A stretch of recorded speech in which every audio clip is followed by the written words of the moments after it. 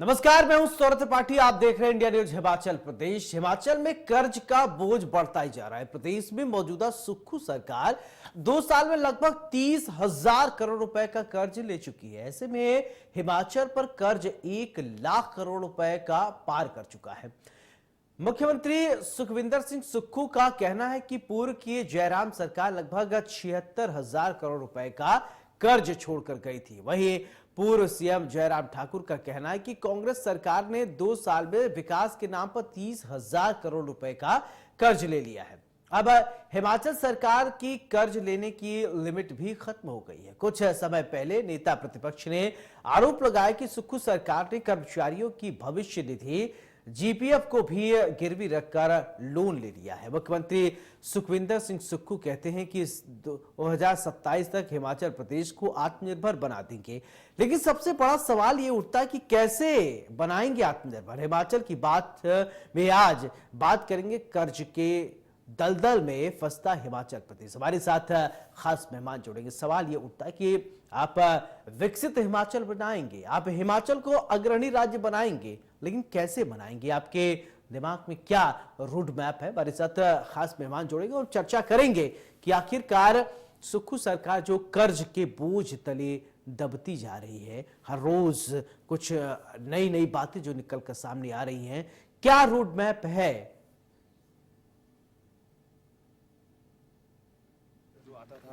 पिछली सरकार हिमाचल प्रदेश पर 75,000 करोड़ से अधिक का कर्ज तथा कर्मचारियों की देनदारियों के रूप में लगभग 10,000 करोड़ रुपए का आर्थिक बोझ विरासत में छोड़ गई है।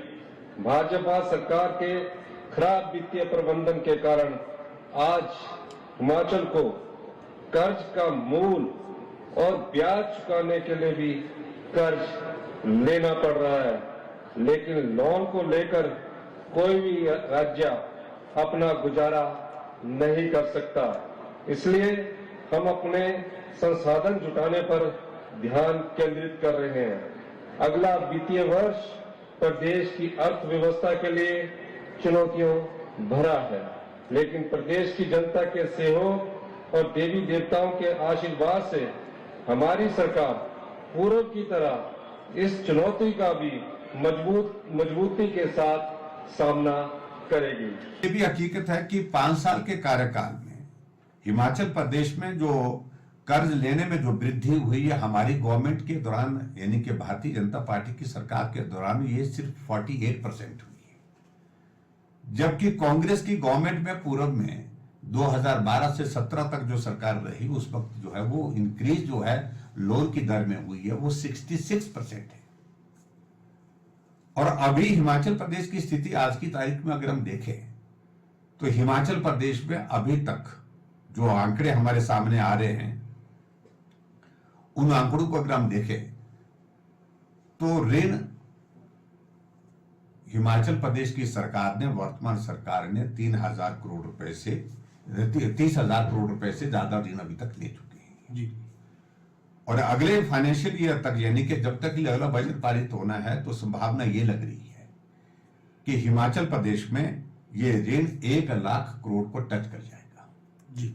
और भारतीय जनता पार्टी की सरकार के दौरान मैं इस बात को बड़ा स्पष्ट करना चाहता हूं कि अगर हमने 19,500 करोड़ रुपए 5 साल में लिया जो विशुद्ध ऋण है, और उसमें एक बात उनको ये भी जानकारी जो हमने जो ऋण इनका चुकता किया, ऋण की किस्तें जो है वो, और उसके बाद ब्याज उस पर अदा किया, वो ऋण बहुत ज्यादा था। वो 38,000 करोड़ के लगभग था, 38,500 करोड़ के लगभग हमने ऋण जो कांग्रेस की गवर्नमेंट के दौरान जो लिया हुआ उसकी किस्तें अदा करने के लिए और उसकी ब्याज अदा करने के लिए हमने हिमाचल प्रदेश में।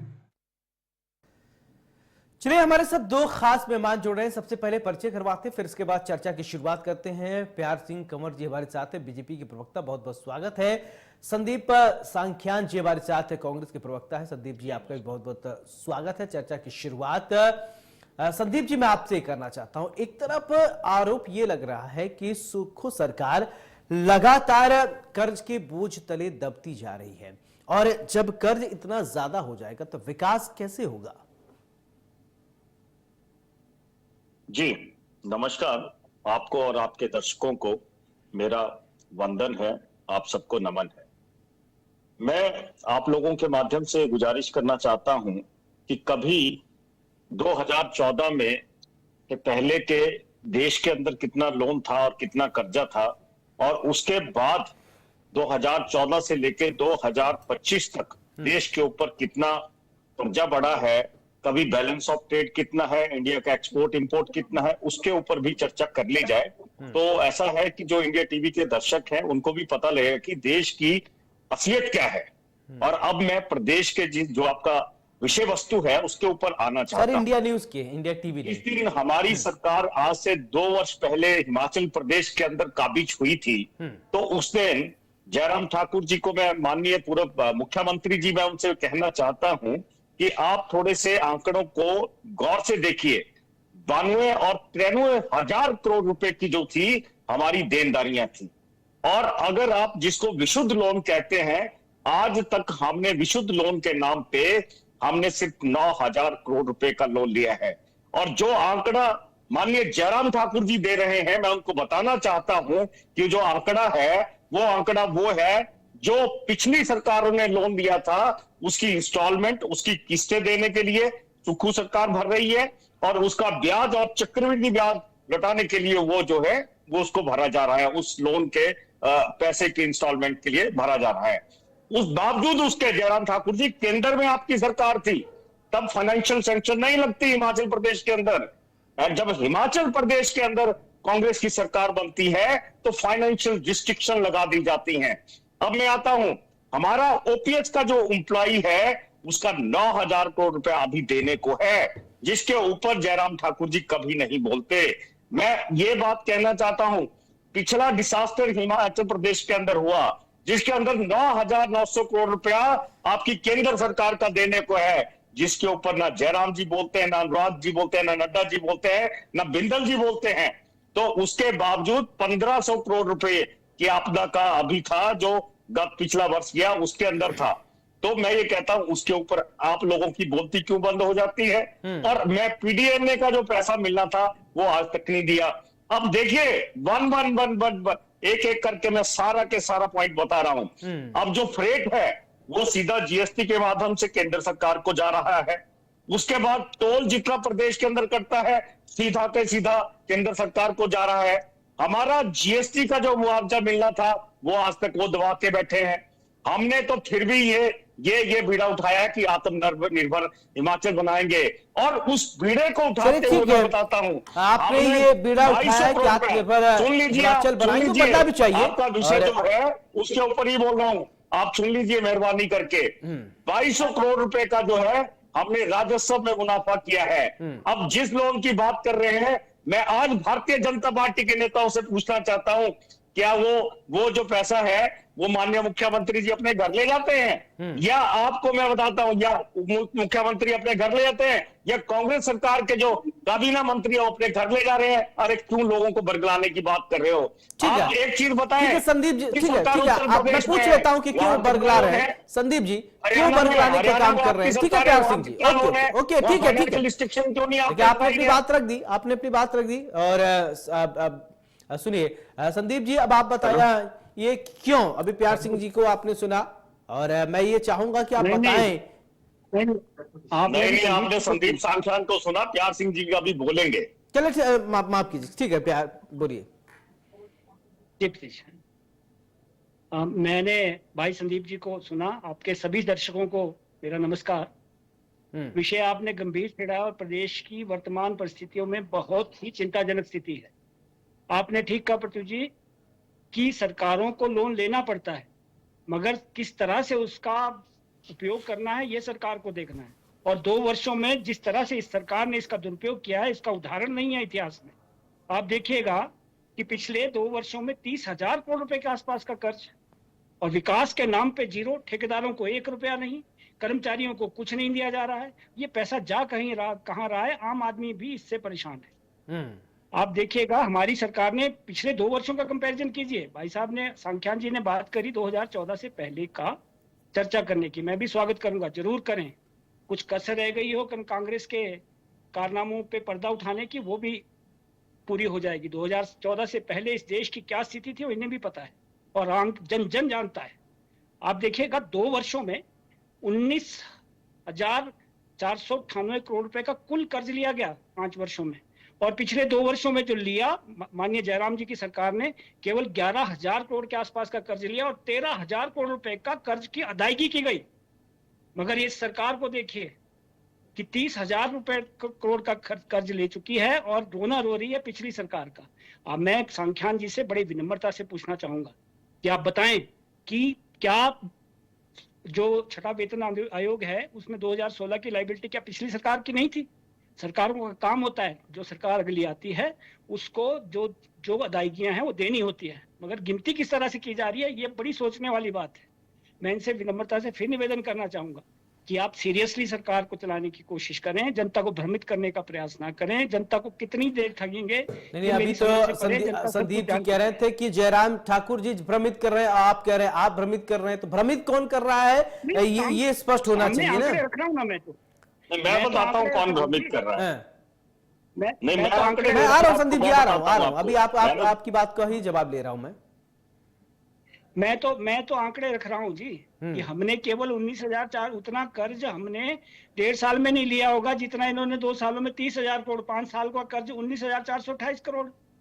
और विकास का कोई कार्य नहीं रुका, किसी ठेकेदार की पेमेंट नहीं रुकी, कोई विकास के संबंधित कोई सारी अदायगियां की गई। इस सरकार की उपलब्धि बताएं संख्यान जी। मैं चलिए ठीक है, उपलब्धि जान लेते हैं। चलिए ठीक है, बताइए संदीप जी क्या उपलब्धि है और भ्रमित कौन कर रहा है इसको भी स्पष्ट कीजिएगा।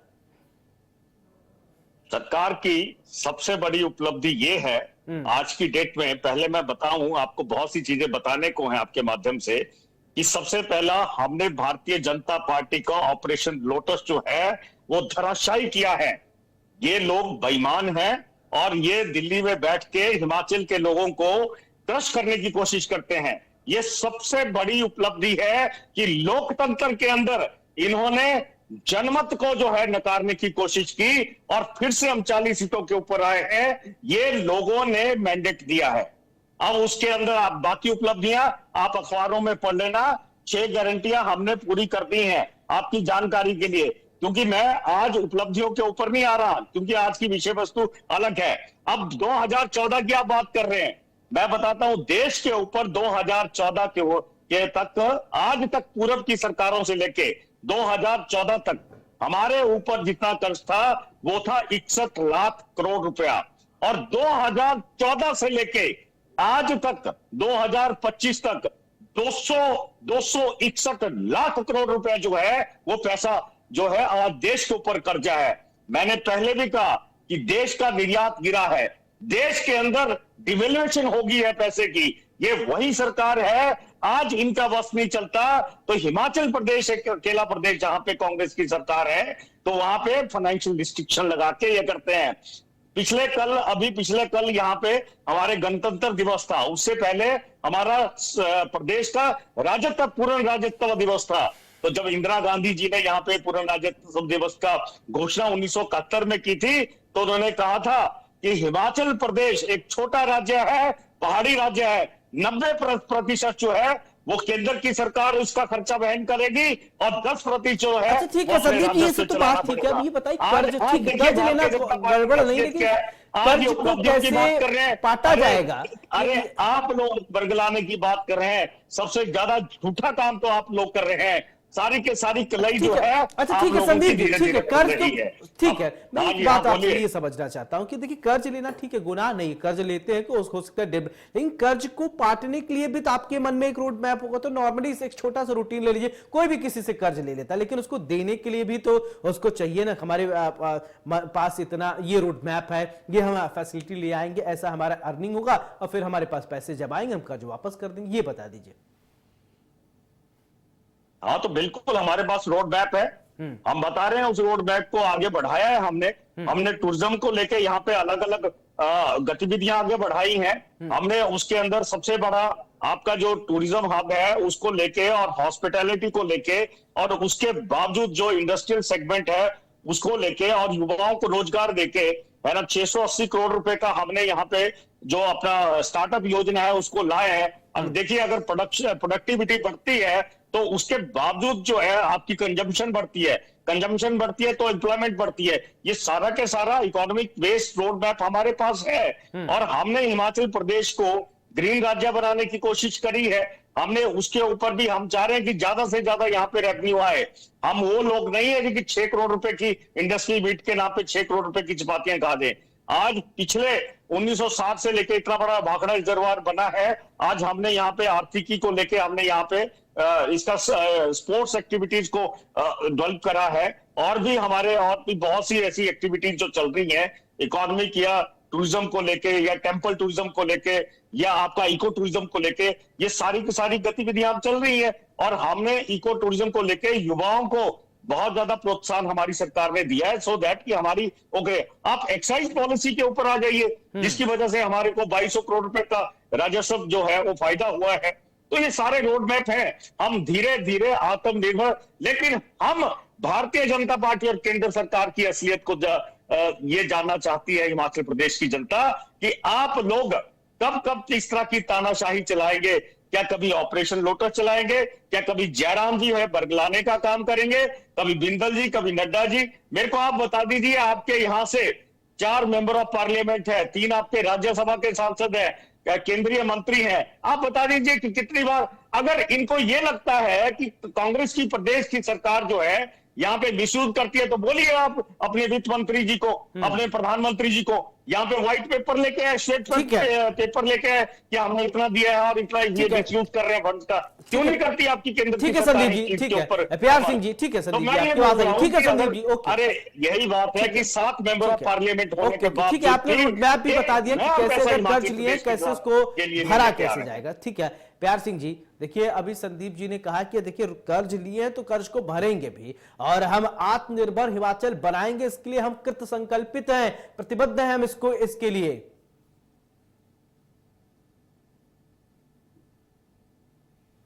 प्रत्युष जी, मुझे लगता है ये केवल कोरी घोषणाएं हैं।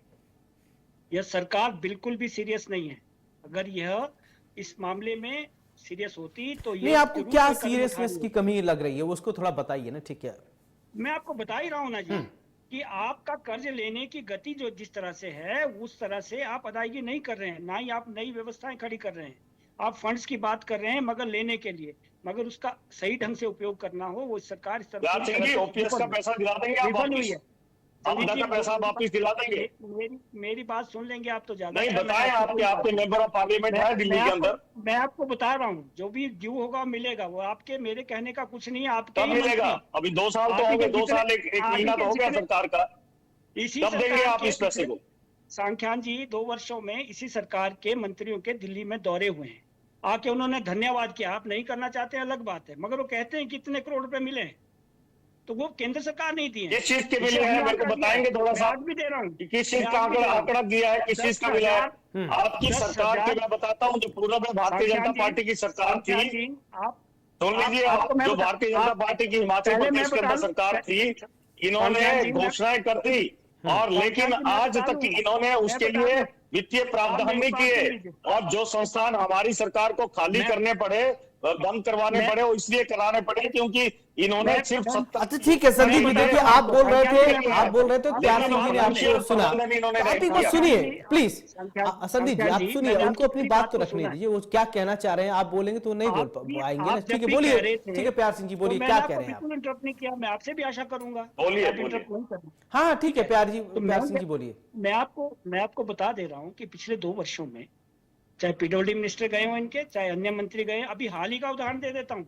मुकेश अग्निहोत्री जी, माननीय उप मुख्यमंत्री जी दिल्ली में थे, 500 करोड़ से ज्यादा की घोषणा की अमित शाह जी ने, वो इसी प्रदेश को मिलेगा। मगर आप उसका क्या कर रहे हैं? वो जो पैसा आ रहा है उसके बाद 30,000 करोड़ का लोन ले लिया है। उस मामले में सरकार जो देने के मामले में, मैं तो आपको बता रहा हूँ अपना ही 2 वर्ष का, माननीय जयराम जी की सरकार का 2 वर्ष का हिसाब दे रहा हूँ कि 11,165 करोड़ रुपए का हमने कर्ज लिया और 13,984 करोड़ दिए उन 2 वर्षों में। और उसके बाद अगले 2 वर्षों में कोरोना की जो हालत रही, व्यक्ति बाहर नहीं निकल सकता था, मगर इस प्रदेश को चलाया, कोई रोना नहीं रोया। कि मेरे पास कुछ नहीं है। आप देखिएगा इस सरकार को केवल एक ही रोना है कि पैसा पैसा पैसा पैसा। पैसा जा कहां रहा है, जनता यह पूछना चाहती है कि आप इस पैसे का कर क्या रहे हैं। आपने 40% की दर से जो पिछली सरकारें कही रही हैं, माननीय वीरभद्र सिंह जी की सरकार रही है, उन्होंने भी 40, 46, 60% की उन्होंने, उनका भी जो लोन था वो कम परसेंटेज था। मगर आप तो हदें पार कर रहे हैं। इस हिसाब से आप 150% से ज्यादा लोन ले बैठे होंगे और प्रदेश को डुबोने के पूरे कगार पे ला बैठे होंगे। ये बड़ी चिंताजनक स्थिति है, सरकार को इस पे ध्यान देना चाहिए।